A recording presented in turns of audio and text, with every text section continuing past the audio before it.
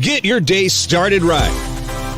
From our shack to yours, this is Coffee and Ham Radios. We are live in 5, 4, 3, 2, 1.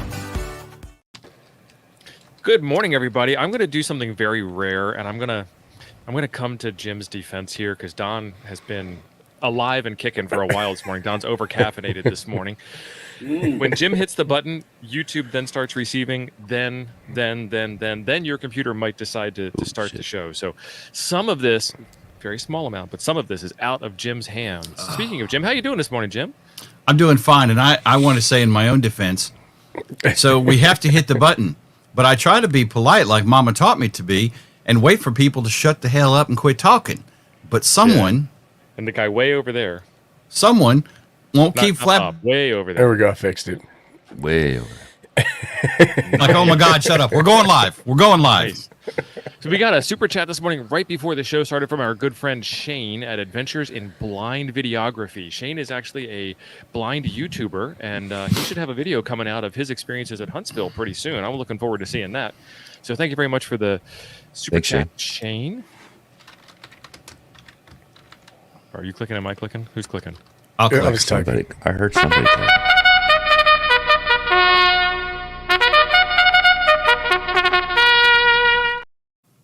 I'll handle the clicking. Thank you, Shane. Appreciate it, brother. More people controlling the clicks. We met Shane at Huntsville. He was really cool. Yes, we did. Yeah, we did. Yep. And we had him on the show. If you haven't seen that episode, it's worth it. I think it was back at Dayton that we started planning this show because they did it, had all the radios out there. Elecraft had their K4, which is SDR based. Icom's been SDR based for a long time. Yasu's got 17 or 18 new radios in the last 2 years that all have SDRs in them. And we thought we need to talk to an SDR versus old school tech, whatever old school flavor happens to be for you. And Bob came to mind. So Bob, how are you this morning? I'm just peachy. Hey, could I say something real quick? So I'm sorry, Bob. Lord. Here we go. Oh my I just wanted to say something. Our buddy Tio's too. He would never tell us this, but you guys check out the QST magazine because Tio has a nice little article in there, and he would never tell anybody himself. So I just wanted to pass that along. Bob, back to you. Okay. Yeah, those RE20s are sounding good this morning, I got to say. The EV mics there. Anyway, I've given this talk a bunch, and I've got it in sort of PowerPoint and some videos there. And I imagine most of you guys know most all of this. But for those who are watching and don't know some of this, maybe some of it will go in. And I also looked at some of this where I produced some of these videos maybe 5 to 7 years back, and I think my brain was working faster back then because I was talking really fast. So just let this stuff roll into your brain, over your brain, and you'll reiterate some of it, and maybe there'll be some tidbit in there that's new to some of you. I don't know. So, Steve, under the to show my screen under Present, it's the right clicker down here. Yes, sir. Okay. So while you're getting that set up, Digital Analog Ham, Chris from UK is correct. Chris is the one that suggested that I reach out to Bob. So all credit goes to Chris. We love Chris. Chris is awesome. And I may have mentioned it once or twice too.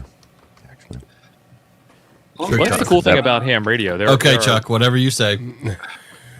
Am I sharing? Nah, I love Bob's channel. You are sharing, but you're sharing us back to us. Yeah, I know. I just wanted to be sure. All right, now you can see my hideous tabletop here. Okay. Okay, let's get up to the top of the thing here and start the slideshow. Who am I? My gosh, I got the 20, 30 He's not second. sharing yet.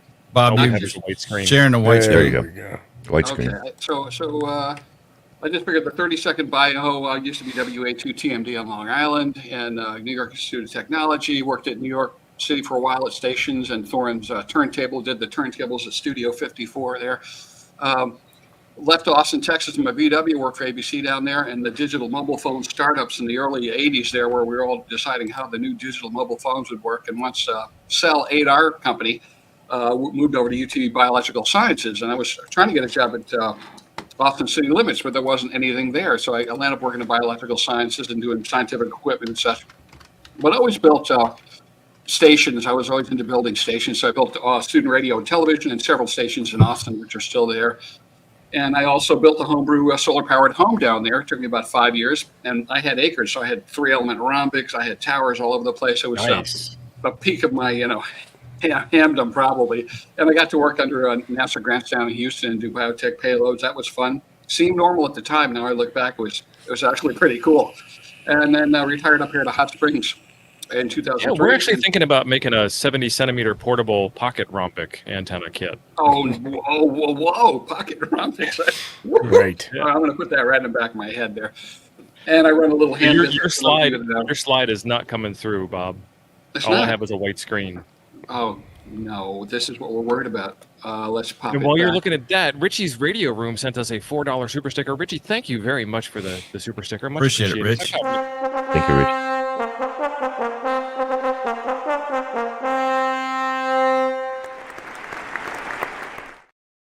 Check out Thank you, Richie's Richie. Radio Room channel when you get a chance. I don't think if Richie's put up a video in a while. Richie, what are you working on? Drop us a line in the chat. I'm working on it here. Let's see. That's fine. So Bob, this has never, ever happened on our stream before. Today. Hey, hey, Today. watch it.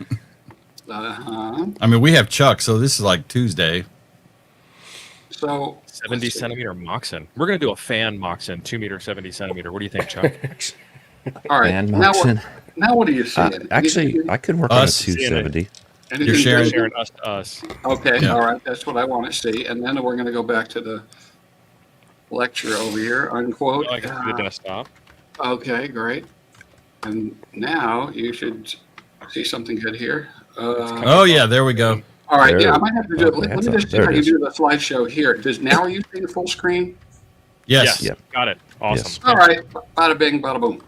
Anyway, yeah, so, and I retired up here to Hot Springs. I know this is a little bit long, but anyway, so I teach solar power installers and drone stuff. I teach Russian at National Park College, and I've been on the air every day for 52 years that I could be. So today we're going to talk about SDR. Drones. And like I said, a lot of you know a lot about this. This was more mysterious, 5 or 10 years ago, but I'm going to run through it again, some of the basic parameters and framework around it. And I'm not an expert here, so if I make mistakes, call me out, yell at me. I just love radio, and a lot of you know all this stuff already. Hey, Bob, before you Yeah. get too far in, we got a super chat from N1JUR, and Yeah. we need to thank you, N1JUR. I don't know your name. Steve probably does. Steve knows everybody. He I know does. everybody's name. That's Stan. Stan, thank you, Stan. Appreciate it. It's not Ape's friend Stan. That's just Stan. Your Excellency. Ape's, It's a different Ape's, Stan. Ape's I was name wondering is, about that. Ape's name is Gene Takovic. He works at the Cinnabon in Omaha. Cinnabon's Don't a forget, great Ape's place. got this friend next door named Stan who has a little bit of trouble with ham radio concepts. Not Eric. Now I'm doing it again. Not Eric. No, not him. No. Yeah. All right, back to it here. So just call me out if I, say something that doesn't make sense, and throw in your 2 cents at any moment. So we've all lived through this whole superhet legacy receiver design. I'm going to call it over here. It's single, double, triple conversion, 4 conversions.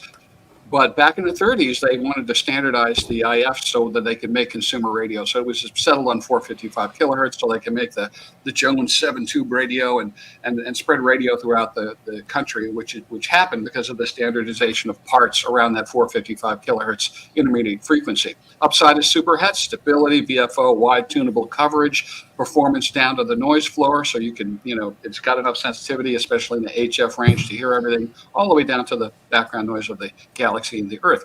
But the downside is each stage that we added started to fix these image signals and stuff, but it added noise because every time you add circuitry, you add noise.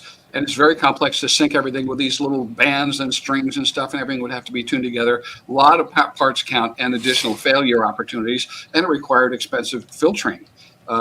We've all been through that, paying for filters. So it's that old law of second law of thermodynamics. Whenever you convert energy, in this case the energy of an RF signal, into AF, the more times you have to convert it and do stuff to it, you create a little bit of noise and heat every time you convert energy. So the simpler a design is, the more high fidelity it's going to be, the more it's going to represent the actual signal. And I just want to say, a lot of people get confused with DSP and SDR. DSP is not SDR, that's digital signal processing, but DSP it is inside of SDR. SDRs use DSP.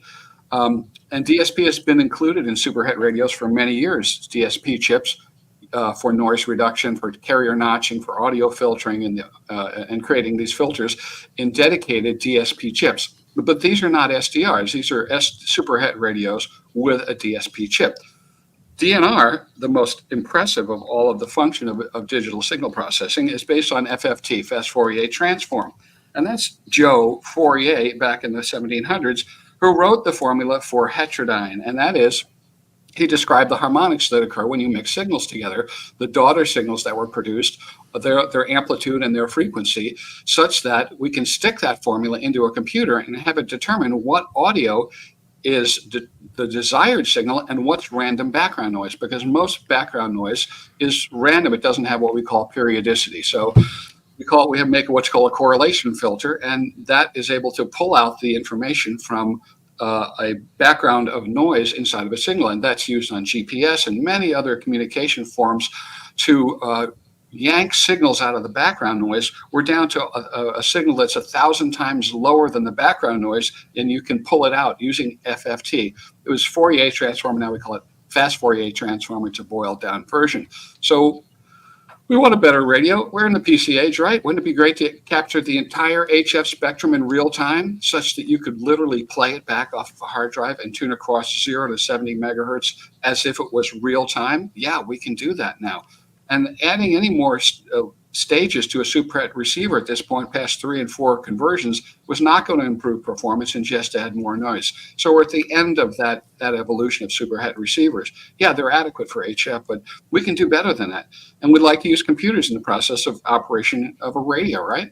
So software-defined radio is basically digitizing the RF spectrum so as to feed it in binary, in ones and zeros, into a computer that can do some work on it and make believe it's a radio. The computer then is going to perform most of the functions of a radio using computer programming.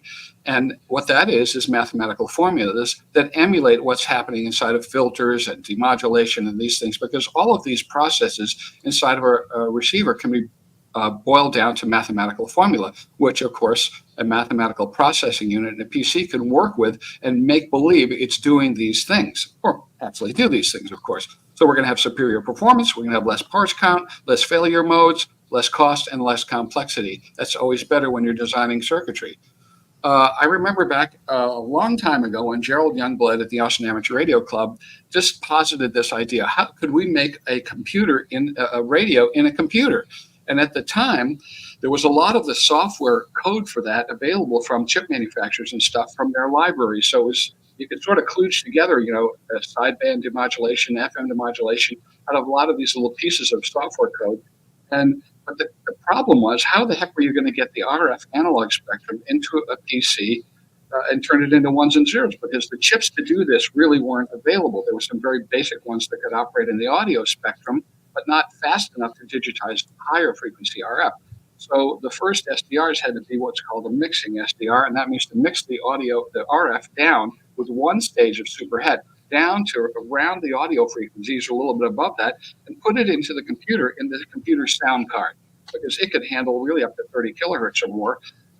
But this way it required one stage of superhet to do it, but still past that, you could then go ahead and operate on it in the world of SDR. So we're going to talk about digitizing analog signals. Sorry, all you guys that know this already, but all these signals that we're dealing with are sine waves, and they look like an S on their side. And to digitize one and turn it into ones and zeros, we've got to sample it at least 2 times. That's called the Nyquist theorem, because you need to know where the top of it is and the bottom of it is. And that would be a very crude representation, but you're going to have to look at that and turn it into ones and zeros at least twice at the highest frequency you want to digitize. So that means, say, a 30 megahertz signal is going to require 60 megahertz worth of sampling to represent that highest frequency. And that's turning analog signal into ones and zeros at a really, really fast rate. Now, of course, ideally, you'd like to sample it on the bottom graphic a lot more than that. And we'd like to turn it into ones and zeros all the way up and down its steps so that we can really more accurately represent it in a computer. This is what's called a successive approximation. And the more times we sample it, the more accurate representation we're going to get.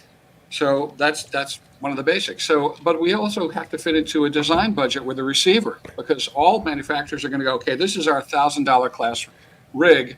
What can we afford to put in there? But sometimes a resulting radio pushes it past its sales bracket, and you'll end up with a big rocket seller like the 73300.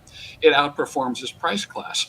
And they want to stage these radios so that you have an incentive to go up to a better radio. But a 7610 Icom is 90% as good as their 7851, which is $13,500. And I did a comparison of those two. So really, you're getting phenomenal performance. The only top-shelf SDR was not designed with the pricing criteria is the Anan. And that grew out of TAPR's SDR Designs, Arizona Packet Radio Group, and they made some initial SDR designs, and this sort of grew out of that as an international open source project. So all the software is open source, and all of the radio and the Anan, each stage of it is designed by one of the best people in that area. The noise reduction guy, those filters, every bit of it is designed internationally by people who are super experts in each one of them. And so the Anans are really the most powerful SDRs. I'm going to go into a SDR technical overview. Hopefully we hear the audio. If we do not, somebody yell, and I'll couple it through if I can. If not, I will audio annotate it. This I did like about 7 years ago, and this will cover a lot of that stuff. Let's see what happens here. Music coming through? No. Nope, No. nothing. Okay, well, there Jim we assures us that he can make it work, though. Yeah? He works in network. He has a networking certification. Oh my God. Well, The he's certified, all right. Spookies. Yeah, it's certifiable, right?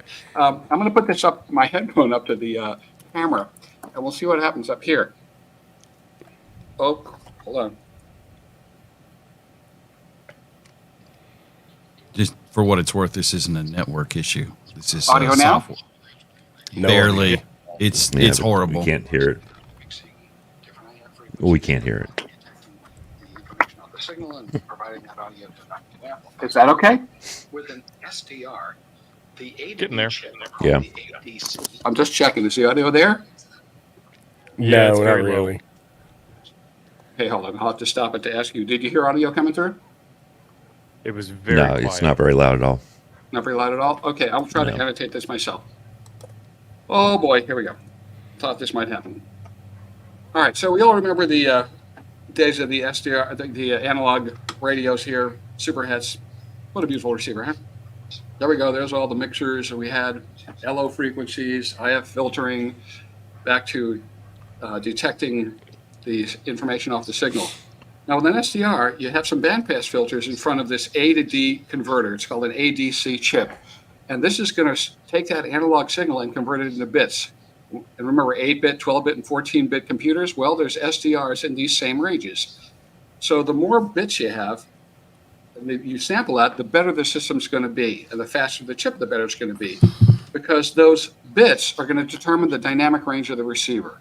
And when you get to 16, you're almost at 100 dB dynamic range, and that's very desirable in HF. Once we go to 24-bit, we're at 144 dB signal-to-noise ratio, or dynamic range. That's going to be we don't have to go any further. So we're headed towards that area. So it's desirable to have more bits, of course, and a faster chip that can sample really, really fast.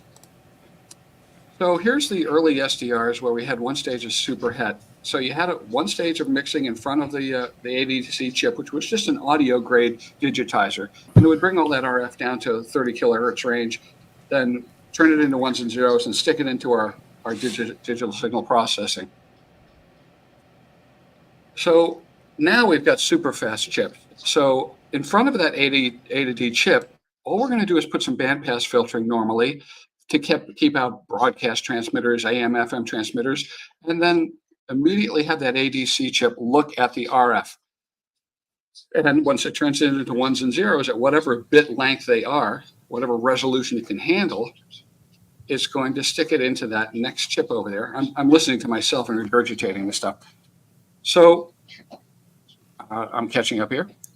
So then we go with the field programmable gate array. That's next. It's going to stick it all into there, and that's going to emulate all of these different analog functions, like all the basic stuff that you'd have in a superhet radio, basically.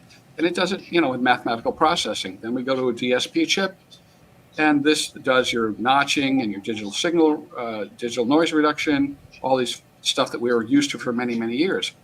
Now, the signal also splits off the field programmable gate array because the display, the spectral display, also requires FFT type processing. And to show you the spectrum, to be a spectrum analyzer, it's got to use FFT like the old spectrum analyzers did and display all of the frequencies. Once we're done in the DSP chip up top, you got to reverse the process, take the ones and zeros, and convert it back to analog in a D2A chip, and then it comes out the speaker with an audio amplifier after it. On the transmitter, the process is sort of just reversed, where we're going to digitize the microphone audio with an A to D chip. We're going to run it through some DSP where we can do tone control and things like that, and compression and all the incredible processing that can be done. It has its own FPGA there, field programmable gate array, and that's going to start do all that, emulate that analog kind of stuff to generate the signal.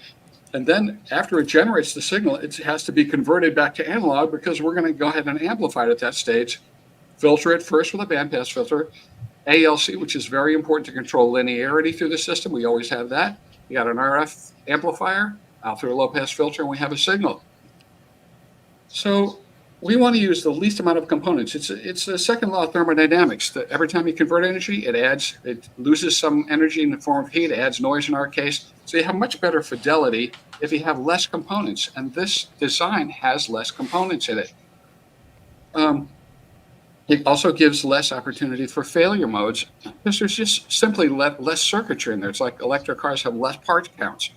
It's cheaper to manufacture. And it's more efficient overall. When we're designing circuitry, we're always looking at power consumption, efficiency, linearity. These are all these design criteria when you're doing this stuff. So if this is a simpler path between RF to AF, it's going to have higher fidelity. And in this case, lower costs, lower failure modes, and just superior performance all over. All right, let's see what we got here. So let's boil it down again. Again?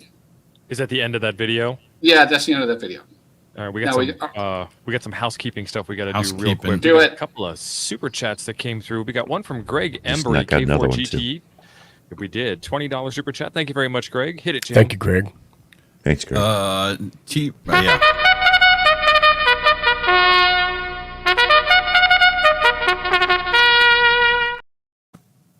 And we got this one here, $5 from Liberty Cave. Liberty Cave, that seems like a tribute to the late Jimmy Buffett. We heard some sad news this morning about Jimmy Buffett, and I believe that it's some beach somewhere. Thank you very much, Liberty.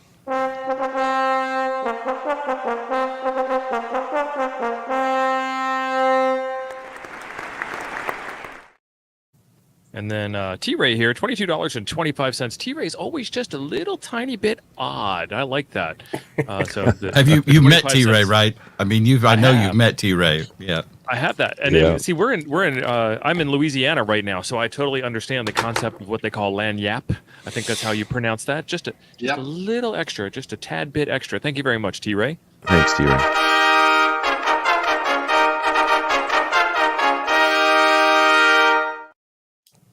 All right, Bob, back to you. I have a collection of these like red carpet music in my phone. So when I walk into a party, I always hit that button and walk into the these royalty. Yeah. It's just fun. So anyway, so let's just boil it down again with SDRs. The number of bits in the system, 12-bit, 14-bit, 16-bit, is going to determine the basic dynamic range of the receiver of the system here. And it's really critical we hit at least 100 dB of dynamic range in the HF spectrum. The sampling frequency of the ADC determines the highest frequency you can digitize and the radio can work with. So that means it has to be fast enough to sample that super high frequency, like 30 to 70 megahertz. Right now, our typical chips can do from broadcast band up to 70 megahertz. At the same time, digitize the entire thing. You could stick it on a hard drive in real time, play the thing back, and tune across from 0 to 70 megahertz as if it was live. There are some methods used to enhance the performance of the ADC when they're using lesser than 16-bit chips, like in a 7300 IP+. You'll see that little button on the Icoms over there, and that's dithering. And this is a very interesting concept. I'll just say it very quickly. Because there's so much chance for mixing products to occur when you're looking at 0 to 70 megahertz, that false signals can occur on the spectrum display, all kind of mixing products and crazy stuff where there's not even a real signal, but you'll see some stuff there. So to get rid of most of that, a little bit of noise is added to the incoming RF. Is this a crazy idea? And that blends those mixing products back into the noise and extends the dynamic range a little bit. So that IP plus is really called dithering. As crazy as it sounds to add a little bit of noise, most people would never see that because 95% of operators are operating in an environment that already has a background noise from their neighbors' Chinese electronics that is way above that noise level added by using dithering. So we're all, most of us except way out in the country are operating in a compromised environment. A 16-bit ADC is really the happy spot right now, price-wise and everything else. Gives you 100 dB signal-to-noise ratio, and it's cost-effective. But it's very important that SDRs have a different set of testing criteria from superhet radios. For so many years, we heard the IP3 number. It's got a plus 30, plus 40 dBm IP3, and that was where incoming signals would eventually fall apart because interfering signals were near them. SDRs fail in different ways, so you can't test them in the same way. So you're going to see completely different ratings come out on these things, and you're starting to see these in the advertisement. But Adam Farson, I'm proud to say, is a friend, AB70J. He's pioneering the RX new SDR RX testing methods, and really has come out with a set of the way to really test these and see how they fail. Because IP3, which was the big one, is completely inapplicable to an SDR receiver. And guaranteed, this is a silly statement, but yeah, Superhet's going to go into the history books as the ADC chips get faster and cheaper. Now, why have two SDR receivers in the same box? 7610 has it, the Anan radios have them, the FlexRadios have them. And because you can do two really cool things with them. You can add a sampler antenna, and I had a video on this, which you won't be able to see, I guess. And so basically, if you put the sampler antenna out the window and then have your incoming signal, and you've got some junk noise that's coming from the neighbor's security system, you can rotate this little dot on the screen to the right. That's phase and amplitude until you hear it start notching it out to null it out. It's just 180 phase canceling out that incoming noise. And then you can adjust the rotational phase and going towards the center or out for your intensity, and pretty much completely take out local noise like that. Now, the outside boxes have been made by MFJ and others for years for doing this, but having it integrated to the receiver with two identical receivers, phase coherent, is really sweet. And it'll hold up over about 200 kilohertz wide of tuning area, and then you have to touch it up a little bit. And also, of course, you could use different antennas and add them together to improve your receiving strength. I'm not going to show that. So all radios have a design budget. We know that. They don't want to bust that. They don't want to give you performance that's better than that, say, $1,000 or $2,000 mark, because you won't have the incentive to get another radio. That's right. You want the best ADC chip inside your budget, and those chips could go $200 a pop in quantities of one. So for Icom to decide to do that against, say, Yasu, that's a really big decision for them to make. 16-bit is the sweet spot, 7610, several other radios, Anan radios, Flex radios, about 100 dB native dynamic range, and then they can pump it up even more with a little bit of dithering and stuff like that. But like I said, 95% of operators have so much local noise, you're never going to hear that noise floor down there. The other thing is RF to AF signal latency.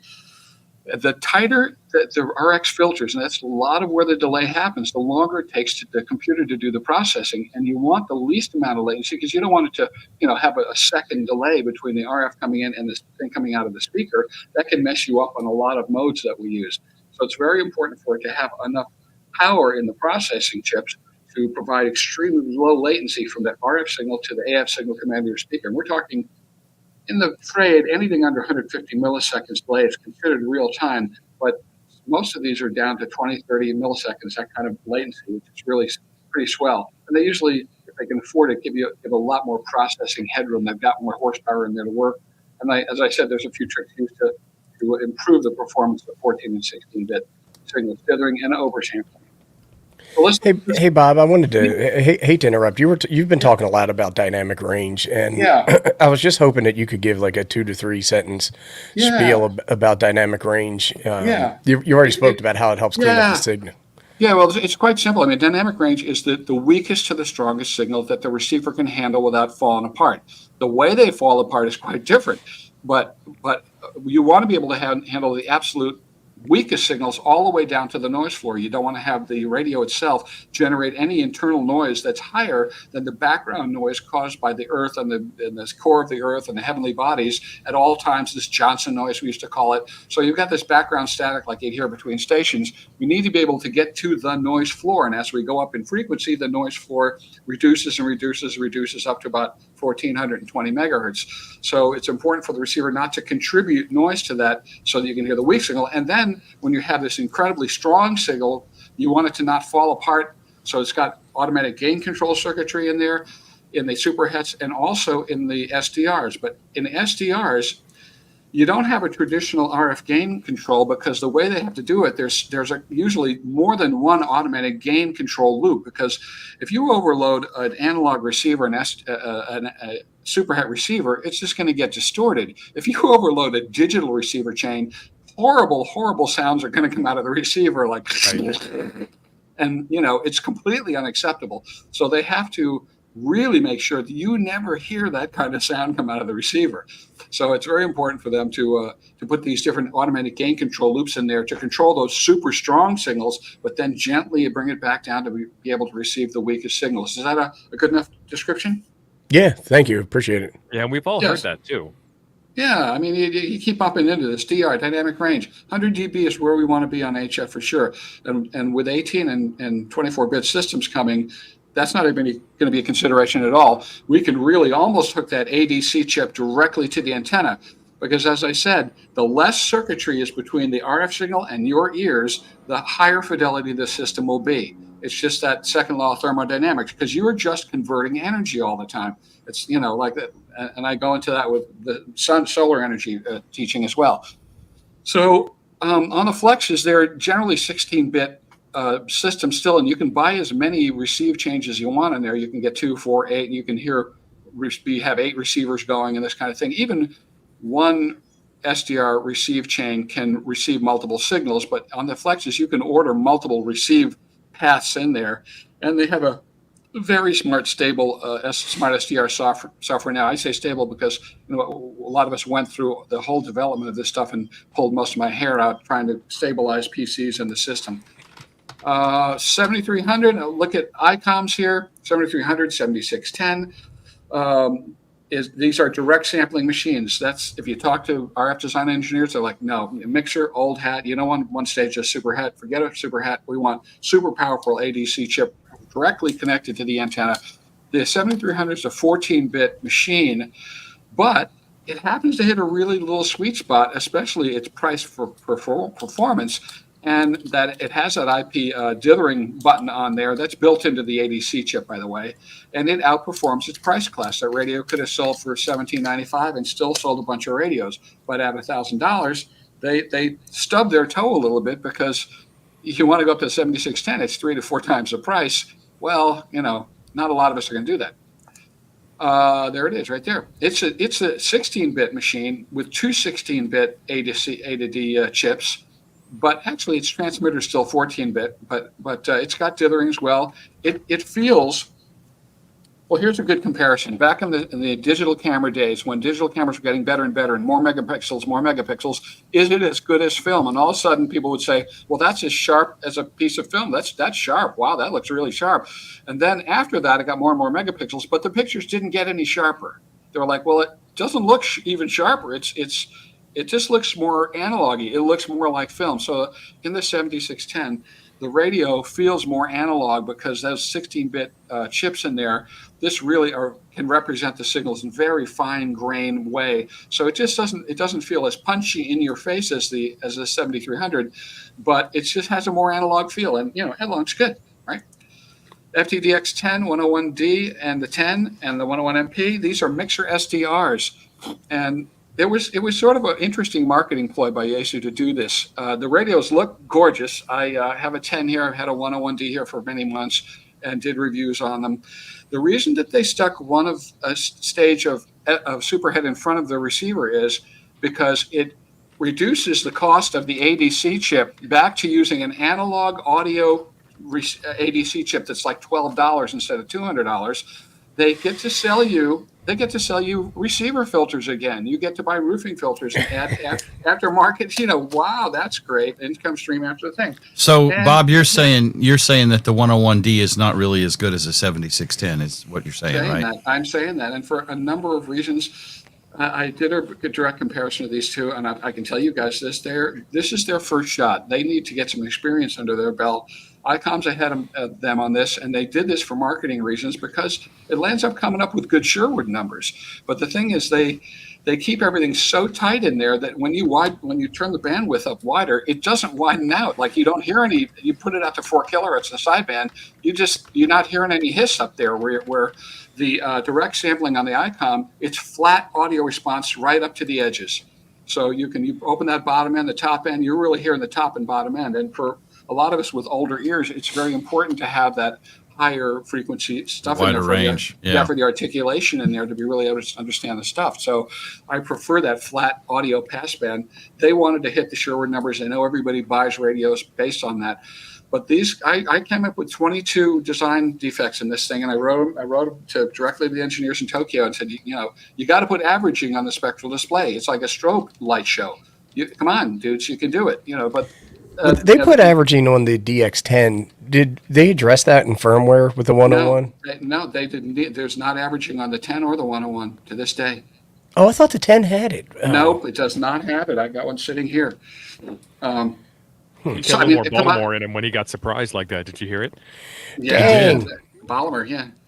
Well, yeah, I mean, the 10 is they fixed a lot of stuff from the 101 series in the 10, which they don't tell you about, but they did not add averaging, which is a critical error because you get viewing fatigue and you can't really, it works against you in a lot of ways. And there's other stuff in there that's really wonky. If you zoom in all the way on the spectral display, it's about 2 seconds behind it's like a jello effect. Oh my God. Anyway, so it's a very pretty looking radio and the ALC meter doesn't work and the transmit audio is hard to get working, blah, blah, blah. They'll get better with their next radios for sure.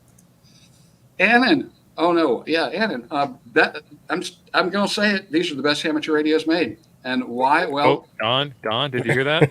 I know. It's just the stupidest beep thing to say that kind of thing, but I'm putting myself on the line here. And that's because when you open it up to the world and say, who's the best at each one of these departments in radio and have them all design them individually and combine them into one radio and constantly upgrade it, it's very difficult to beat this combination. If you look at my review of the 7000 DLE, I mean, Flex has been threatening to do adaptive pre-distortion for years, have never pulled it off. So this thing, samples the output waveform and then go ahead and pre-distorts the signal on the way in and completely undoes the distortion. It's like 1,000 times better than Class A transmitter. I mean, it's ridiculously clean. And the amount of TX processing in there is unbelievable. It's a full FM broadcast chain of split band compression and equalizers and noise gating. And it's just really fun to play with. I never use anything more than a hand mic with it because you sound like Zeus after a good night's sleep and a pot of coffee on a hand mic. It's an awesome radio, and then it has the phase cancellation. It has the best digital noise reduction on the market. Everybody sounds like they're on an iPhone 14 on this thing. It's shockingly good. So anyway, I wanted to ask you: have you messed with the Hermes Lite, which is like the? I read a lot about it and was going to get one, but it's just a smaller version of this. Yeah, I just wanted to see if you had... the Hermes is the base of that radio, right? It's the basis of this radio out of taper. Yeah. Absolutely. For several $100s, you can come up with 60-70% of the performance of a full-blown system. And now Anan's announced the G2 or whatever it's called. It's got like 8 times the processing power of the 7000. There's not even firmware or software developed for it that can take advantage of it yet, but they're taking pre-orders. It's like the 7000 already excels the Cray supercomputer, but I don't know how many times. So the new one, I don't know what it can possibly do. But, HF is not a terribly challenging medium to work in. So I don't know what's going to happen. It's sort of silly to order one. But the 7000 really is the sweet spot for performance and price. And there you have to wait to get them and stuff. And, it's, like I said, silly to say it's the best radio, but it is. Now. So the pre-orders on that G2 look like about 4,000. Yeah, right at 4,000, so it's not that much more than a 7610. Not much more, but the thing is, it doesn't do anything more than the 7000 does. It's the same software. It's going to have an easier time doing it, but there's nothing written for it yet, Yeah, it looks like it has its own interface built into the G2, though. Yeah. Oh, yeah. There's a few nice little things about it out of the gate, but still, nobody's written anything that really makes it. I need to get this radio. I'm going to hold back and see if anything novel comes out. I had to throw the G90 in here because it's the only Ziegler radio worth buying. They really don't have their act together. But it's a 24-bit audio ADC in there with one stage of mixing in front of it. 20-watt power level is really a big boost over that 5-watt QRP level. So if you use a wire antenna with gain out in the field, which is what I do, and 20 watts, everybody can hear you. And it's a really good little receiver, and the screen's usable, and the price is right. And the external display thing is a CPOS. It's a POS, but a CPOS, complete. I see what you did there, Bob. That was good. Yeah, exactly, right? And it's not as refined. I mean, the case is like 1/8-inch thick steel plate. The thing weighs about 4 pounds, But it's interesting little radio. And Kenwood's getting better damn releasing SDR. They're done, Well, with the Zygoot that you had on there, when Sherwood actually got his hands on one and tested it, it actually tested better received than the 891. And I was telling some of my ham peers that make YouTube videos, and they were all like, "Come on, Abe's making that up. He must have edited it somehow." And I had one. I traded it to a buddy, but I was actually surprised at what I got for $450. It's worth the money. As much as you don't like sending money to China, it's a good little radio. It's a sweet spot of value for sure. It is. Everything they make is not great, but good.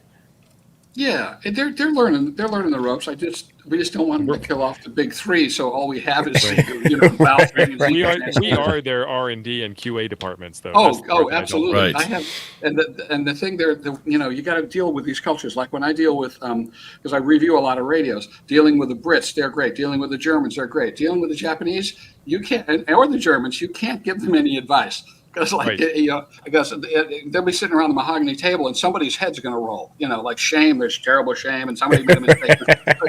They do not take advice well.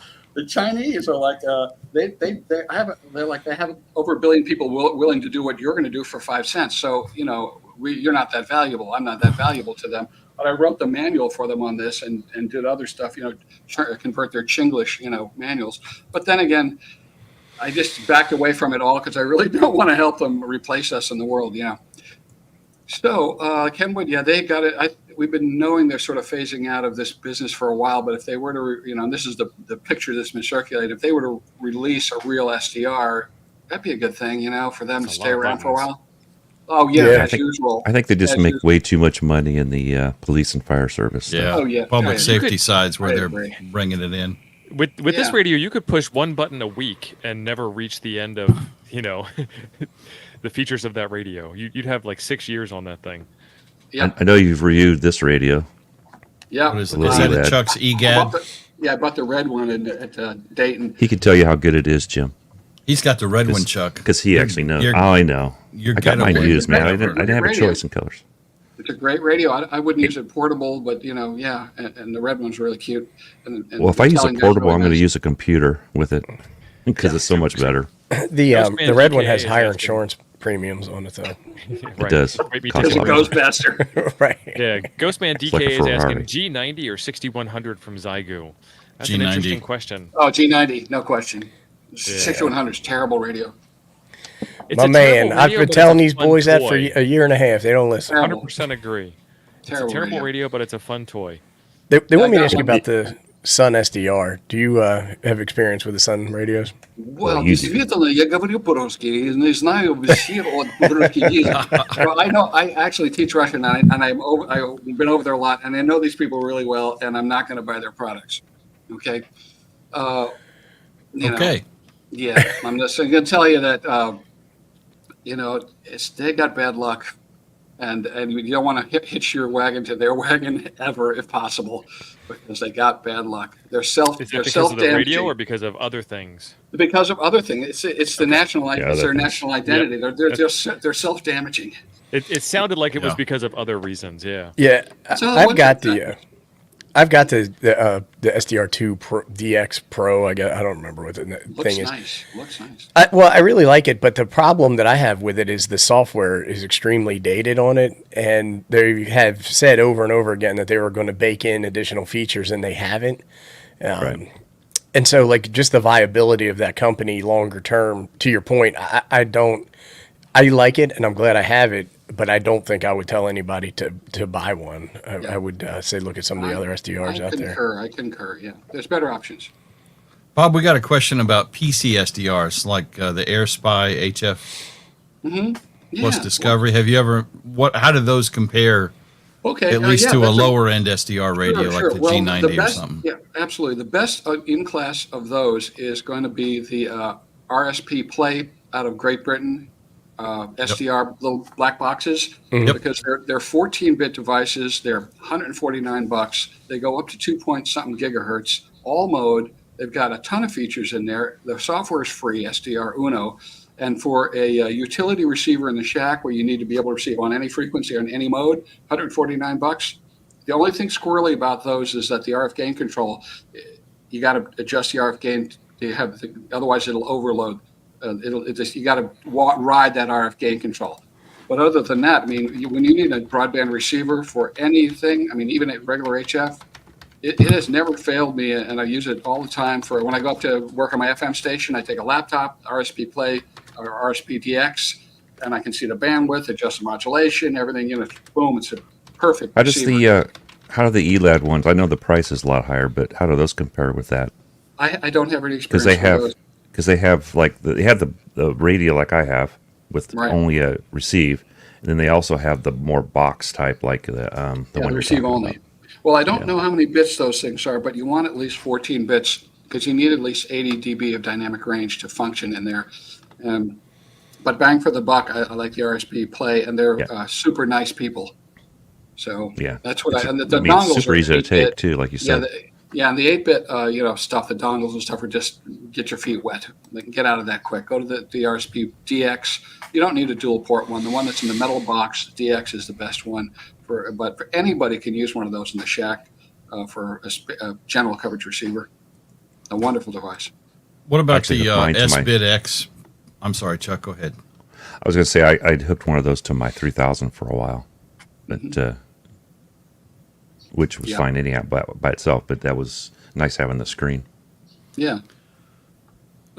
Bob, what about the S-Bit X products? Have you ever looked at any of those? I have no experience with those either. Okay. Yeah, fairly new.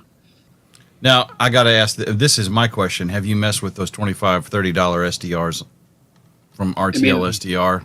The USB dongle ones? Yeah, I have two of them here from a while back. And the stuff works, but 8-bit is not going to cut it. Yeah, that's the biggest difference is the AD. This is no way it can have enough dynamic range to function. 14-bit and up. 12 is function, yeah. Well, we got a break in the action here. We got to get back to Jason, Cyberman. He says, hold for the next break for Bob. Thanks, folks. $5 super chat. Much appreciated, Jason. Thank you, Jason. Jason, you are the man.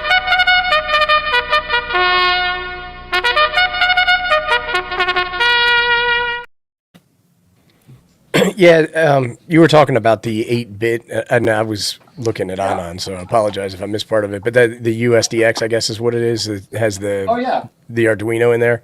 Yeah, very interesting radio. Yeah, but I think that problem that you talked about with the dynamic range and the image rejection in there is there was a ham that actually made some videos highlighting that with a spectrum analyzer doing the two-tone test, and people got really, really angry with him for just saying, hey, this is the truth. And I never quite understand that in amateur radio where somebody empirical evidence in front of you, make your own decision, do whatever you want. But they really think that it's threatening their place in the hobby, and it's not. They just don't want to learn something new. Yeah, and the demographic of amateur radio operators is old guys, and so a lot of them, I watched it with my grandfather. Was like, these new generation of kids don't know what they're doing. Things are changing, and I don't like it. Well, sorry, the future has arrived, and you're probably not part of it. So if you worship the past, you're going to become history. Those who adapt survive. Let's move with the technology. Here's a 1-minute show and tell that's really pretty freaking cool. FX4CR. Yeah, they are fantastic Yeah. radios. Oh My my buddy just gosh. got one of those. Oh man, I know. I've had it about 3-4 weeks. I put some heat sinks on the top of it over here. Basically, a 7300 in a palm-sized radio, 20 watts. And you, the designer, has really been ironing out the firmware and stuff. And it is a very viable radio. It's got even a built-in micro between the two knobs over here. The display is not very viewable there. Well, you get the idea. Bob, are you saying that could be better than a 6100 even? Oh, light years better than Better than a G90 too. Everything Yeah. but the screen. Better Everything than but the screen. G90. You know what? This little screen is big enough. Yeah, we took his out portable, and I was amazed at how clean the audio and stuff was on it. It was Audio's just, super clean. really nice. Yeah. Of course, there was no noise there, but I Well, it has a built-in sound card as well, too, right? Which Yeah, is where I'll the build in G90. Bluetooth, sound card. You can do the complete interface with the PC over Bluetooth. yeah, we were watching videos up there on the hill with it. You know, it's very much in development, you know, and I'm powering it. I make portable battery packs out of Tesla cells. And I take old political yard signs, you know, that cardboard, and I hack them together. So I have all different sizes of voltmeters in there. The big ones are in Stanley toolboxes with like 50 cells, but for portable use, these are great. Oh, neat. It's awesome, man. Did you hear Where that, are you getting Dennis? the Tesla cells from? eBay. Oh, and I'll show you one more really bizarre device. Although it's a slightly off amateur radio, but it's pretty cool. So those of you out there know what a theremin is, right? Yes. Yes. Well, World's first electronic instrument. Play As you move your that hands kind in of free thing. Yeah. space around the Well, I instrument, thought- it makes noises. Yeah, and I played those with an orchestra for a while and blah, blah, blah. But what I thought is, why not make a set of 20 of them, but samplers, so they can sample and play any sound and make them in all kind of wild-looking boxes, and then have a dance troupe dance around this and play the instrument dynamically as they're moving around. It's a distributed, interactive musical instrument. So I've made the first two prototypes over here. There's 500 lines of code in this thing because there's a lot of subtlety to it, and a little ultrasonic sampler on the top, you know, range sampler. And so basically it's a MP3 board, an ESP32 processor, a little bit of voltage, you know, lithium batteries and charge controller stuff. And each box will look different. And this one's laser. I laser etched it. But the next one's painted, you know. And so it'll be an interactive instrument, you know, a large array interactive instrument. I want to see that when it comes out. Cool, Yeah. huh? Don is asking, what are your thoughts on the Elecraft K4? Oh, man, I know I should have added that in there. I am Yeah. superbly interested in it because Eric's his name, right?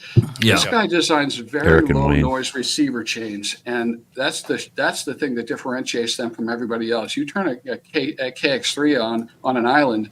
I mean, I thought their antenna's broken every time. You don't hear any noise until a blasting signal comes in. So if they have pulled this off in the K4 with that extremely low noise floor, that would excel the 7610. And I have yet to get my hands on one at a fest, but I've made this next 2 weeks from now. I think, didn't they go the Yasu way also with the Heterodyne, I think also, right? I think they're a direct sampler. I don't know.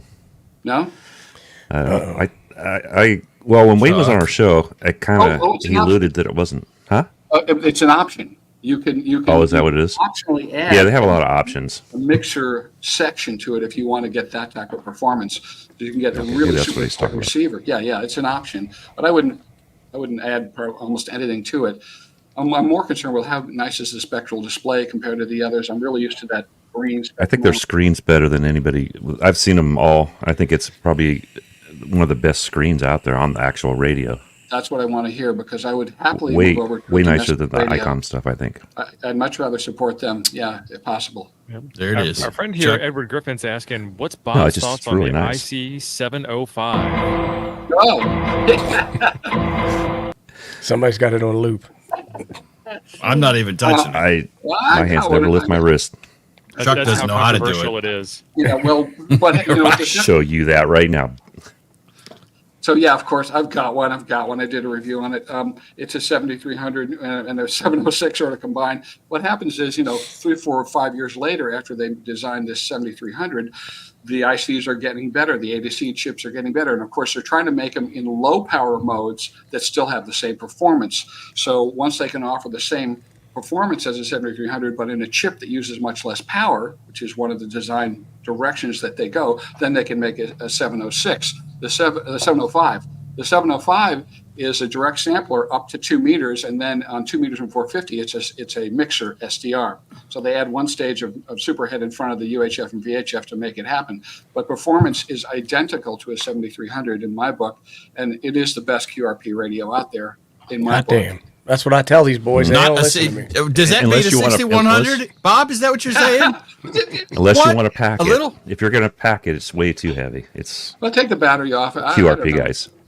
Well, it should do hear 10 you. watts with the battery too. That's Well, I mean, they should have been targeted a little bit more towards. Elecraft has KX2 internal battery go for at least half an hour with 10 watts. so you pop the HT battery off it, and you bring yourself a little lipo. Oh yeah, Cell lipo. Always, yeah. it's still heavy. You know?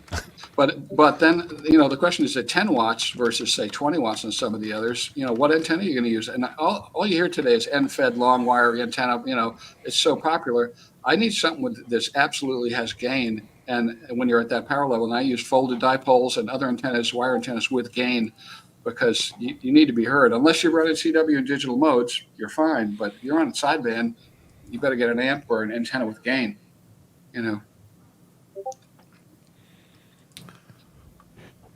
Controversial.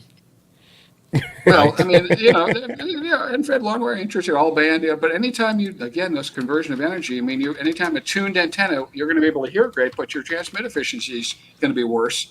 And so at low power levels, you can't suffer that kind of thing, Entropy sucks the life out of all of us. Yeah. Dennis has converted. Interesting. Sold the KX3 and kept the 705. Yeah, he don't hike. He don't hike. Yeah, right.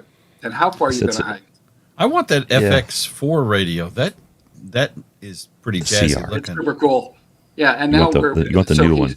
The FX4 CR. He's making side panels for it now because 20 watts, there's not enough heat sink in there. So he's making the handle side panels out of aluminum, anodized aluminum, with a built-in 2-stage fan on it. So it'll have forced air cooling. So you can run it at full power. I noticed the price on that. it. The price on it is equivalent to the 6100. So that makes a decision a little easier. But it comes with a between case the two. It comes with a case also, It comes though. a nice little fake Pelican case. Yeah, it's fine. But I can't play Doom on it like I can on the 6100. Well, I'm going to get upset and No rant battery. about the 6100. So everybody's like, I love the 6100 because it's a development platform. I'm messing with you, right? But the thing is that the oh my gosh, Farhan, the guy in India that's putting out the SBIT-X, Ashar, yeah. Yeah, so they got the new SBIT-X out. It's got a full Raspberry Pi. No need to do jailbreaking or hacking or any of that kind of stuff. Zero videos about how to hack and modify that. And I don't know if it's Indian style out of wood. Yeah, it's awesome.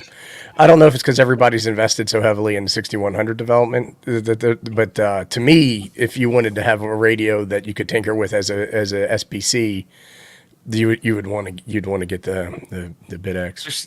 There's too much stuff to do in radio and not enough time in the year. Amen. There is. It's ridiculous. Yeah.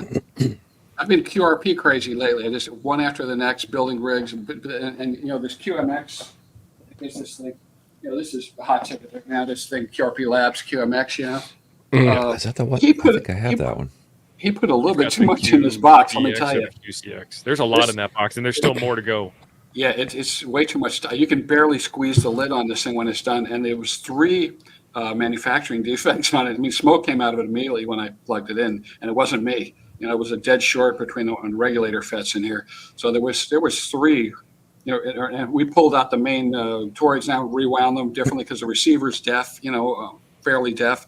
Right now, it's still 7 or 8 dB below where it should be, but it's just too much in one box. The QCX, that's a great radio. It looks the same. Yeah, definitely. Ray, my man, thank you very much. $77.75. Really Thanks, T-Ray. For sharing your knowledge. Thank you, T-Ray. T-Ray, you are okay. I'm just saying,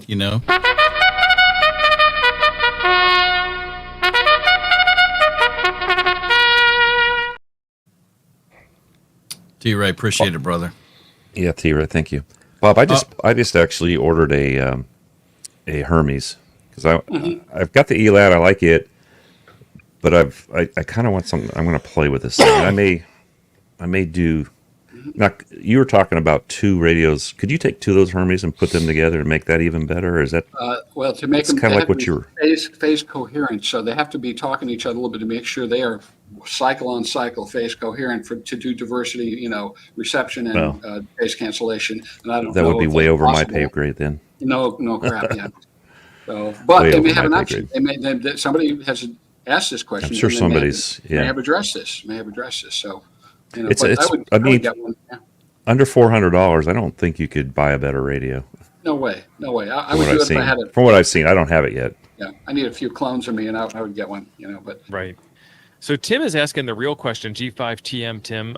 He says, and this is something that we've tried to figure out. I kind of know the answer, the textbook answer, but I don't know the real, like, in my own brain, why I care answer. How close is the FT710 to the FT-DX10 performance-wise? ooh, I did a direct comparison of them. I have them both here, and it's interesting. What Yasu was doing was they saw what happened with the 7300 with a direct sampling radio and thought, man, we missed the gate on this. Look at these, sold 30,000 of these things. We need to get on this bandwagon, and they got in too late. But of course, they get in later when there was better chips available 3, 4, 5 years down the chain. So they can produce a very good radio at the same price class. And they're very comparable. But then you get down to, are you used to Yasu menuing? Are you used to Icom menuing? The menuing on the Icoms was completely revamped to be super user-friendly, as where the Yasu was a progression of sort of 80s mobile rigs all the way to where they are now, where I can never get where I'm going with that damn thing. I'm like, what operation receive which menu, and I'm lost all the time.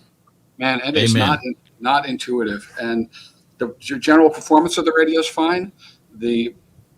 Everything in there works fine. The specs are good. The form factor is pretty good, except it's got these little buttons on top so they can make the thing smaller. I'd have a hard time choosing between the two at the exact same price, because they're $999 on the 710 right now, and probably can get a 7300 for that. But there's a couple things on the Icoms that other people don't do that make them really nice. Progressive tuning rate is one of them. You spin up, and then all of a sudden it gears up to a faster tuning rate, and then you slow down and come back in. That is, boy, when you don't have that, you really notice it. And having those tuning rates really in the sweet spot, where on this 101 and 10 and 710, I had to kept going between fine and coarse tuning, and then fine tuning, and then, that's your direct interface on that VFO dial is so important. It's the screen and the dial, so when you have that progressive tuning, it makes a big difference. I think, well, we've got a question in Super Chat, so but I think that you hit on part of it right there, Bob. User interface is vastly different between those two specifically. And you can tell it's a completely different design school. And you may like one and not the other. Ape and I are of the school. We hate all the 900 menus. See, I've been a Yasu person ever since I kind of got in, other than early Kenwoods, and I'm used to it. When I go to Icom, the Icom is like, I don't understand it. Yeah. So it's the same both ways, I think, for me. Well, I mean, one answer is correct, Chuck, and the other answer is mine is not. You're right. Wrong, right? Well, but that's okay. Yeah, so you're Joe, your guy coming into this for the first time on both radios, and you're not used to either. The Icom would probably be easier. I think there's more. Absolutely. Yeah. I think you can do more, especially audio wise. I think you can do more with the Yasu. Although the 7300s actually sound really good for the very little that you can actually adjust. Right. But most people, if they're like you, they could probably take the Yasu and make it really good. Well, if you understood it more. But nope. I spent months and months with a 101 and the 10 here. Cannot make them sound as good as the 7300. Oh. And as soon as you're working a guy in the 7300, it's like, you're running 7300, right? Yeah. Right. You can hear it right away. So I think that answers the question that Don has. Don is asking. Don's one of our Aussie viewers, so he made a 20 Aussie dollar super chat. And I don't know if that's like $1,000 in real money or 15 cents, but it's $4 right? Don, thank you. He's asking about your opinion on a 100-watt bass rig for around US 1.2 to 1.6K. So what I'm hearing right now is 7,300. Yeah. And the next is 9,700. Get the twins, Yeah. No better bang for the buck in amateur radio. That's something I like that Icom did, was the 9700. I thought the price was, I think it's come down now, but when it first came out, it was kind of high for what you're for very little bands that you could use compared to other radios. But I like that they're doing that because nobody else does an all band type radio anymore. No. I mean, it's in those bands.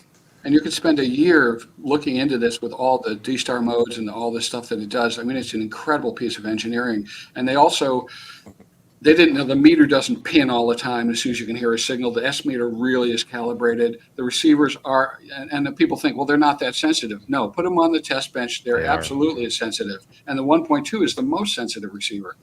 So it's a superb piece of engineering, even for that money. But I will say this. These manufacturers buy surplus ICs in the Orient for use in their lines to save money and keep the cost down. Because if that was 9700 was made in the U.S., it'd be $20,000. So they're still giving us killer values for the money, and they do use these surplus ICs in them. And that is what my whole company was based on, because they buy audio digitizing ICs out of a cell phone or something else. And it's sort of geared towards, Southeast Asian languages, that kind of thing that happened with the IC 7000. Didn't have a setting for Western languages, and I based an entire microphone upgrade business on that one radio, 10,000 customers. Yeah, I was going to bring that up. You actually repair, or I don't know about repair, but you mod a bunch of upgrade a bunch of microphones, and didn't that start with like the 7000? Started with the 7000 with them putting the wrong. And I only know this because friends told me. Yeah, well, I'm trying to kill this business and I won't stop, because I'm on Social Security now. So, but generally you can't get a microphone element off the open market that's customized for amateur radio, because they're all made for consumer equipment. So I have a small company make them to my specs, and I have to buy 300 at a time, But I get what I want, and I upgrade hand microphones. So in many cases, you can produce that initial signal is so critical to the rest of the transmit chain. So you're actually changing the whole microphone then. Yeah, I pull it out. I put acoustic foam in there. I add weight if it needs it to give a little ballast weight. Silk pop filters in there. And I change the audio coupling and customize the response along with the element for the radio that it's going on. Bobby, better be careful. You're selling more of these right now. Right? So, Don wants to know about the OVF light. Don is... Oh. Well, there... And this happens... And it's Don, and we love Don, but... Yeah. Well, I'm just going to capsize it for you.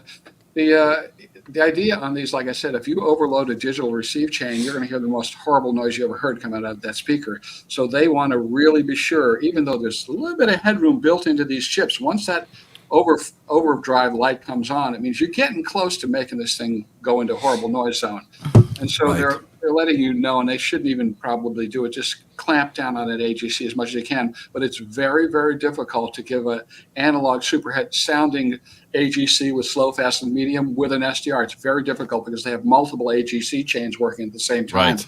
So that you don't get an AGC, you're not getting an RF gain, you're getting an AGC time constant adjuster on there. It's what it really is. An approximation of an analog RF gain. Approximation of an RF gain control. So it's not going to respond the same. That's why, in a lot of these radical technologies, and I do a lot of electric car stuff, you can't come at it expecting the exact same performance and operating style as the previous technology. You're going to get some stuff, and you're going to have to adjust to some stuff.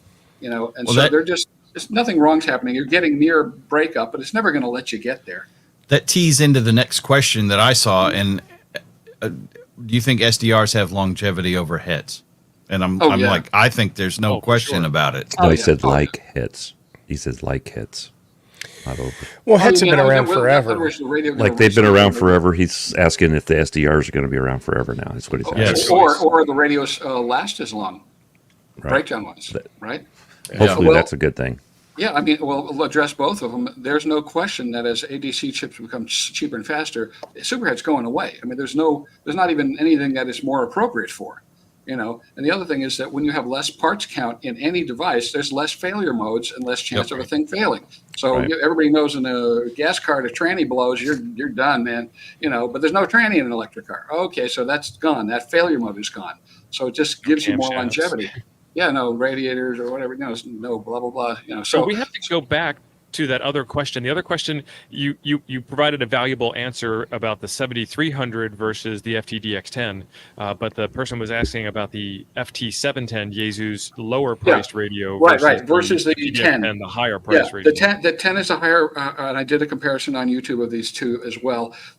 The 10 is a better performer. It has one mechanical flaw that people are scared off from it by, and that is that the button layout on the left side of the VFO dial is hard to get to. And if you touch it with your index finger, you touch the VFO knob and throw yourself off frequency. And there's a way around it. I use my thumb. So here's the knob. I just use my thumb instead of going around and using your index finger and touching that VFO dial. Or lock it. Or lock it. But if you start using your thumb and get used to it, there's no problem with it. But it is something that scares people off the 10. The outer tuning dial is nice because you got two, then you have coarse and fine right next to each other. So you can do 100 kilohertz, pop, pop, pop, pop, and then you back out, and you're back at 10 kilohertz.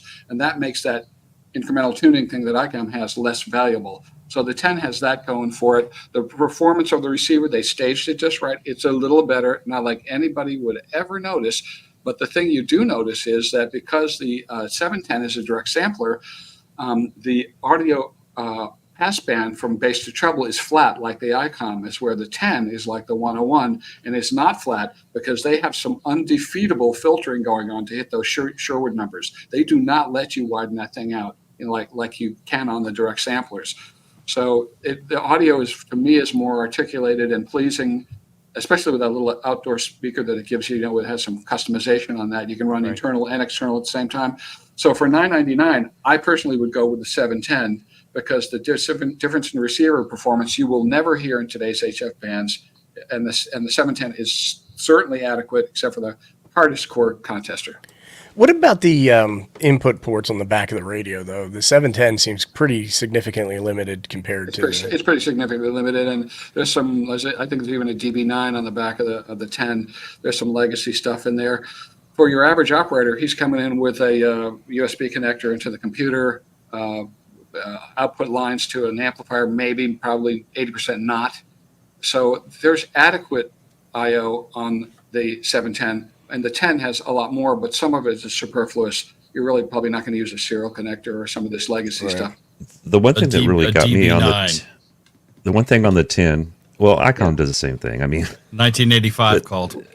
The one thing on the 10 is I wish it had more import or antenna ports, because I'm going from a 3000 which has 3, and I probably would have changed, but I mean, I can get by another way. I can put antenna switches into, and my tuner has it, but I just like on my 3000 I run my 6-meter antenna, which I don't have to tune because it's a Yagi, and that just when I pop on the 6 meters, it goes directly to that, and I don't have to worry about what I'm doing now where I totally agree. The wrong antenna. And I don't know why they didn't, because that's their middle radio now, which the 3000 was. They should have at least put 2. Yeah, and 3 is really the sweet spot. Yeah. And then auto switching band for band, and you're golden. Because otherwise, and then you can listen on one and transmit on the other, which I've never done. I don't have a problem with noise, so I've never done that. But if I was in a place that had, S9 noise, I would be doing something for that also. Well, this is something they need to listen about because it's not that expensive to add extra receive connectors. Right. So we have a super chat from Dan, and then there's another question in the chat. Dan, thank you. South Dakota, not Dan. Dan in South. I know. We all thought Dan was in South Dakota, and he's like, "No, dude, I've never been there." I knew he was in San Diego. Of course you did. I knew it. Whatever.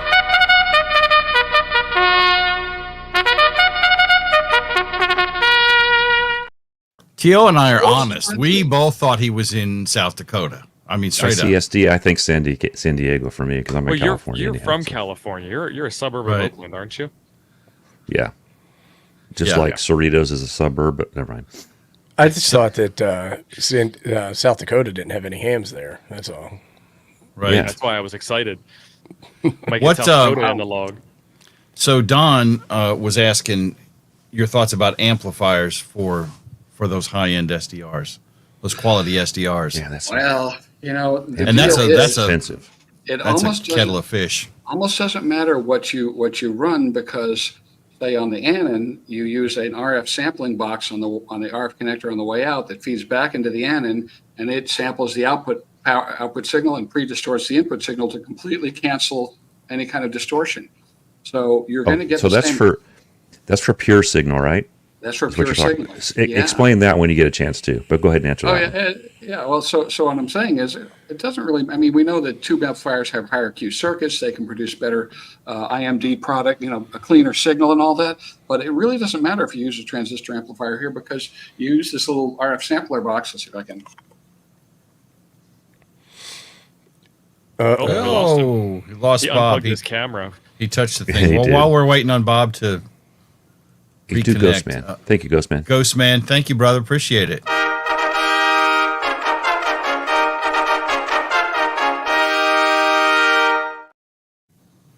So I'm guessing that y'all really like having Bob on here, because And we're getting subtle clues.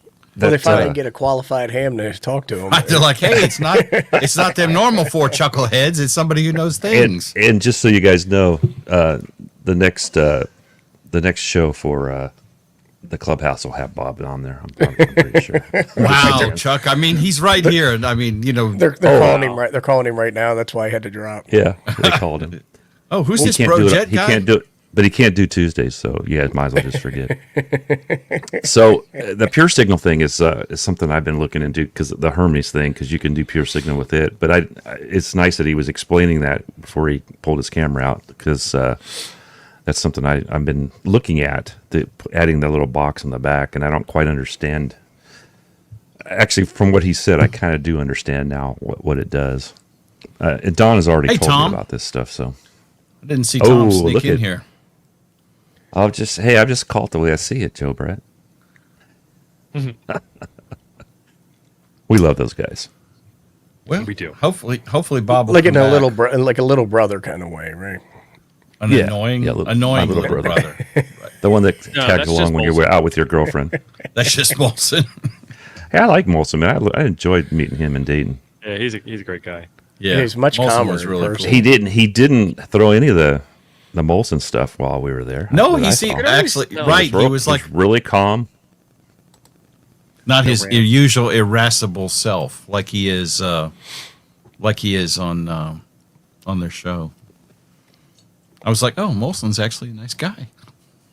So this is interesting about the amps. Well, he brought his wife too, so that helped. If I finally upgrade an FTDX10 or the next grade rig, is my Heathkit SB2, I think it means SB220, but that could be me. I don't know if there's an SB202 amp no longer appropriate. And the cool thing about ham radio is all of the dinosaur technology is still in play today, still in effect, still useful, still good stuff, minus a little drifting occasionally. But your new radios will work with your old tube amps just fine.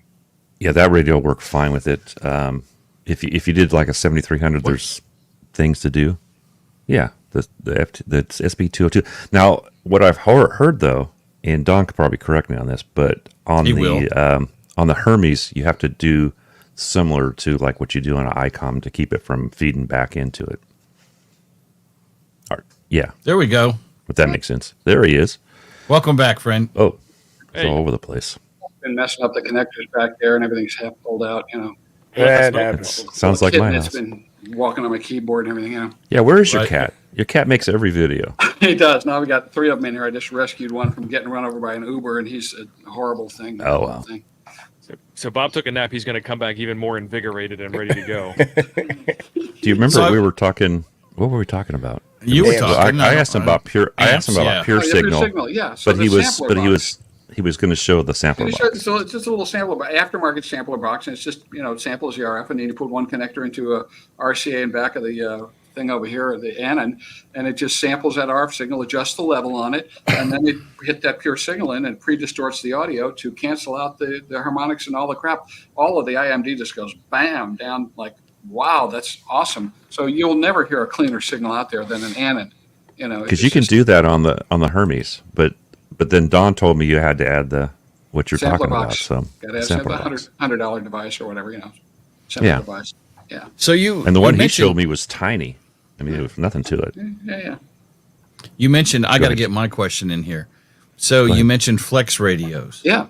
So where do flex fall in the Well, where the flex falls in is that Gerald and the gang, and I lived in Austin 25 years, so I was over there a lot, and I've owned most all of their radios. They got an incredibly huge military contract a few years back, and it's really drawn them off of their amateur stuff. They keep saying they're dedicated to the amateur stuff, and blah blah blah blah blah. But truthfully, there's been less focus on it for a while, and the whole thing is the interactivity where we need this, we got that, the next revision, blah blah blah. So when that interactivity level goes down because they're making too much money making military spectrum arrays like of Kenwood, all these right? SDRs. Right. Yeah, they're making money elsewhere, and the Anan's a giant risk because it's open source and you can't call Anan up and go, I got a problem. Luckily, Doug W5WC is down the road in Arkansas here, and he's the main dude for hardware repairs and such. But here's a funny side thing on this. I had one of the first radios made in Australia. They were made in India. Now they're back in India. They powder coated this thing all under the screw divots and everything. There was no grounding of the outside case. The ground post in the back was not grounded to the boards. The grounds on all the antennas were not grounded to the boards because it was sitting on top of paint.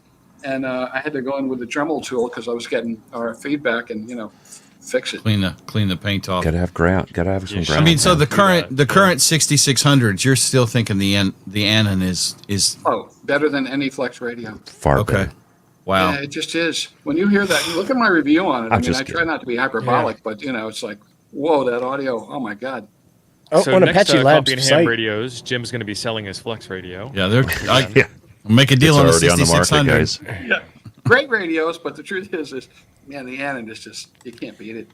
It doesn't look like you can buy the older ones, like the just regular 8000 or 7000. I didn't see them out there at all. All I saw was the G2 listed. I was looking. Their site's kind of different. Yeah, 7000. I'd call it crappy, but yeah, right. yeah, well, it's not. It's just what I'm saying is it's not listed on their website for sale. All they're showing on the 7000 website's the G2. No, again for the third time. The only thing on their website is the G2. I was just on the other day, and it was. So it must have just. All I see is the G2. Now, There's no 7000. Really, and the 6000 is a 30-watt version. Really, I would just go with an ALS 600 and a 6000, a 30-watt radio and a power amplifier. And it's the same price as a 7000 total, something like that. And that's something I've talked about on my ELED's 10 watts out, and it's like it won't drive my tube amp. What's up, Josh? Yeah, that's another. I'm actually using. Item. Yeah, I'm actually using a little RM Italy, about 150 out. So yeah, the XP 125 Zigu is their second best product. That's really popular with the Hermes. It looks like also. Yeah, it is. A lot of those guys are using that. Got Mitsubishi finals in it. They're really 200-watt total devices, and they're running at 100 watts, so it's nice in the linear range. Lots of gain. Good antenna tuner. Yep. Yeah, and I know you said on the ELAD that the finals in that were I guess the cooling is not adequate, but you said they were for better than what it puts out. Yeah. Gotcha, Mike. The G90 has 42-watt finals in it. Oh wow! And they just head on back. I fixed it. There you go. All fixed. Thank you, Michael. Michael, appreciate it, brother. Michael is using his members perk of being able to get a free super chat once a month. I think it is. They call it a monthly milestone chat. Is that we have our members only meeting coming up this Wednesday, Tuesday, right? Wednesday. Wednesday at 1800 Central Time. There's God's still a chance for you to get in and join in the fun of a behind the scenes private chat with the four of us. That's right.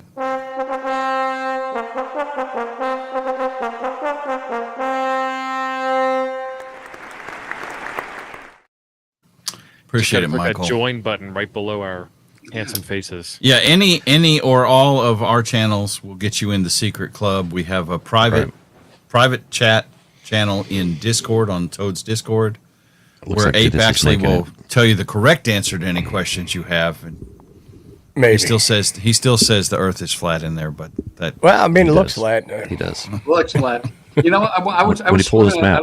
I swam out the lake and I realized, why don't I calculate the curvature of the Earth? Because I realized when I popped my head up in the water, I could see there was over a mile of water. There was a little Boeing. It's 8 inches over a mile. There you go. See? That's what the scientists want you to believe. Yeah, right. Those guys. Those guys. The edge and monsters eat you, and oh man. Yeah. Right. Oh, Right. Like boy. Tia I've never said, the gone to fake the edge, science. so No, I've never made it there. So I did have one. We're starting to wind down. I was power watching some of your videos, Bob, and I saw that you did a review of the Handtech oscilloscope. And I can't remember in the beginning if you said that everybody should have an oscilloscope in their shack or not. But Jim and I love oscilloscopes, although we don't really know how to use them. But so we would like to kind of get your opinion of the role of the oscilloscope in the ham shack. Well, I mean, I got to say, I feel like I'm working for China already here, and it's ridiculous. No choice. No choice. But lands up because I have two work areas over here in the comm center, as my wife calls it. I land up using an old Sony analog oscilloscope on the repair bench over here, and I use the Handtech over here in more the RF microwave zone over there. And the Handtech is fine, but because what's nice is it has an automatic button, so you don't have to set any settings. You can hook it up and hit auto, and it'll get right you in the zone. So you got a nice full screen display and the right scan rate and stuff. So yeah, at $250, and then there's an easy mod to double the frequency to like 200 megahertz or something, or whatever it is. Right. So Is that the computer-based one? No, I think it's a hardware mod. Not that one. Okay. That's the Discovery you're thinking about, Chuck. Yeah. But the mod is, I think, hardware based. I may be wrong, but anyway, you can't beat it for the price, of course. It's not a Tektronix, but yeah. And I don't use it as much as analog scope because some of the, doing such simple stuff over as an audio signal or it's a DC, it's very quick to use that. But that auto button makes the Handtech completely easy. Yeah, and that Handtech that you reviewed, that also comes with complete computer connectivity and remote controls, Software. PC control, and everything. Absolutely. Yeah. Absolutely. Yep. That's kind of a must these days, right? Makes it a lot easier. Especially- And then you need PCs. Here's one that people don't know about and should use out in the field. Uh-oh. It's already in Abe's $100 it's in Abe's cart. The Peepo. It's a little wedgy. It does Android, operating system, or a Win 10 touchscreen, little Wi-Fi antenna on the back, speakers built in. It's really good for field use, just enough horsepower to run our programs and such, and in the $125 price class. P-O. Yeah. That would fit on the desk. Peepo. Peepo. That's like the WeWo that ACK was showing. Similar. Small form factor. About No the same batteries price. inside of it. No batteries in it. That's the It's 12 volt. Yeah, but no batteries internal. So you have to run it on power. Michael threw another super chat at us because he is cool. He is. And yeah, when Ape and I actually learn what we're doing most times without potentially blowing ourselves up or letting the lightning out. One video at a time, Teach. Got to be one little tiny step ahead. Right. Maybe we bring Bob back to actually show and this. Ape's done some videos on oscilloscopes, and so have I. So there's some stuff out there. Thank you, Michael.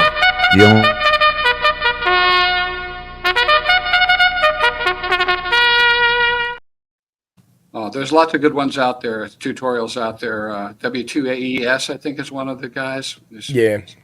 The challenging part gets into people buy the equipment and then they say, well, how do I use this equipment to solve a problem? Because a lot of the videos that folks have out there are more really around checking electronics components and electronics projects that you're working on, not so much analyzing like an amateur radio signal or something like that. Right. I got to start with one of those $125 ones, I think. Sure enough. Chuck, you should probably have Kathy on the phone with the Jim. call center, the 911 call center. She's watching first. right now, and I'm sure she's going to pop up here right now. So, and she's going to go, Chuck, no more electrical things because of that incident. Yeah. I mean, you used to have hair, son, and It wasn't from that, buddy. Sorry. Well, if I come back, I'm going to have a better mic and a real background, man. I got to notch it What up. do you mean if? What do you mean if? You got an open door swim. invitation, Bob. We really do Swim, appreciate you coming on the show today. It's been great. I'm just diehard ham, man. Before I get a glass of water, I'm on the air. I wish you did more videos. You don't.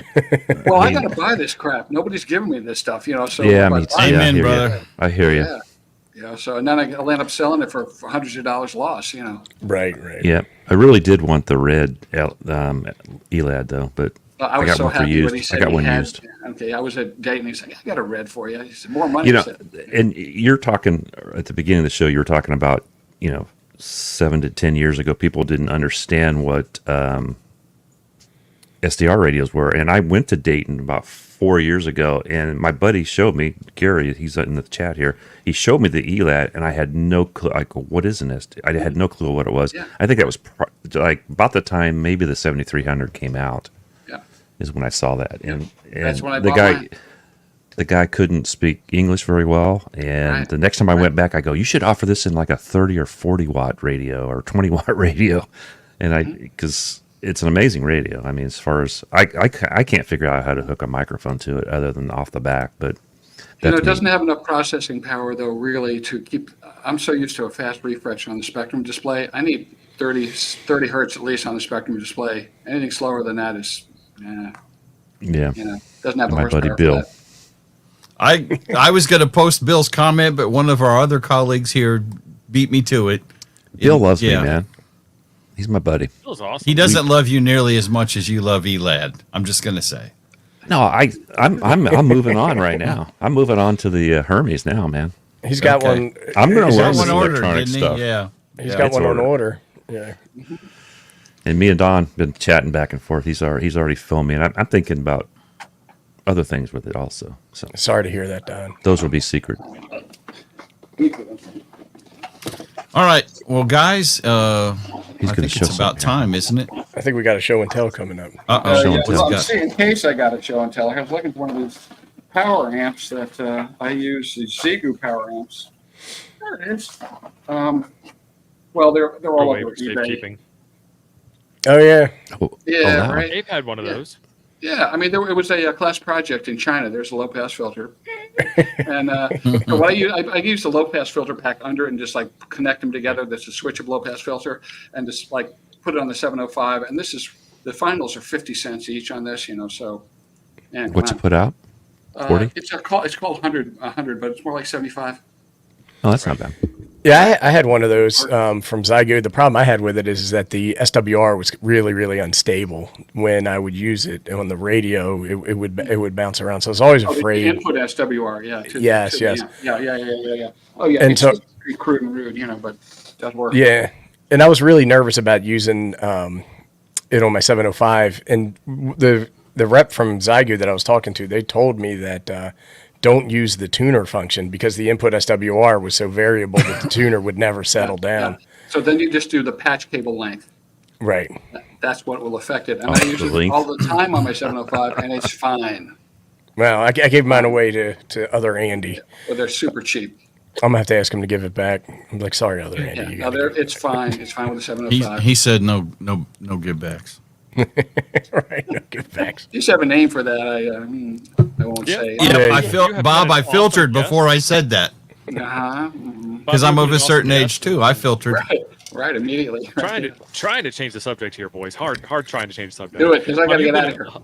an Yeah. awesome guest. You are welcome back anytime, and I will send you an email, and we will talk at you all later. Everybody at Yeah. home, in the chat, watching along. I hope you have enjoyed this as much as I did, and I will be watching this on Team I sure Replay 2 or 3 or 4 times just to make sure I grok all of this information.